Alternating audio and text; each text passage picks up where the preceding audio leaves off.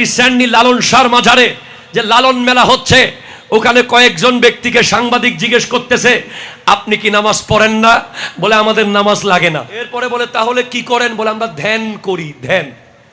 তাহলে আপনি কত বড় ওলি হয়ে গেলেন, আপনার নামাজ লাগে না, অথচ গাউসুল আজম আব্দুল কাদের জিলানী রাদিয়াল্লাহু তাআলা আনহু 11 বছর পাহাড়ের চূড়ায় নামাজ পড়েছেন, লাগাতার ইবাদত করেছেন 24 ঘন্টা।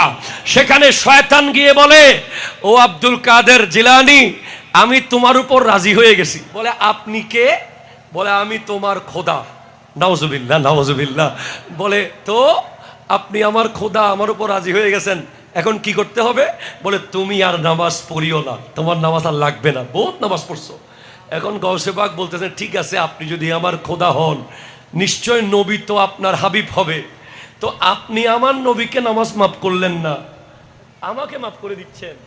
অথচ নবীজি রোগাক্রান্ত অবস্থায় কঠিন সময়ে যখন একেবারে ইন্তেকাল, দুনিয়া থেকে জাহিরি হায়াত থেকে পর্দা করার আগে 2 সাহাবার কাঁধে হাত দিয়ে আমার নবীর নুরানি কাপড় মোবারকের নিচের অংশ জমিনে লেগে লেগে যাচ্ছে, এরপরেও আমার নবী নামাজ বাদ দেন নাই।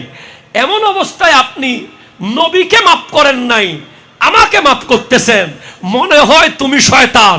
গাউসে পাক তখন ইস্তেগফার পড়লেন, শয়তান এমন আওয়াজ হলো, সে ফুটে গেল, পালিয়ে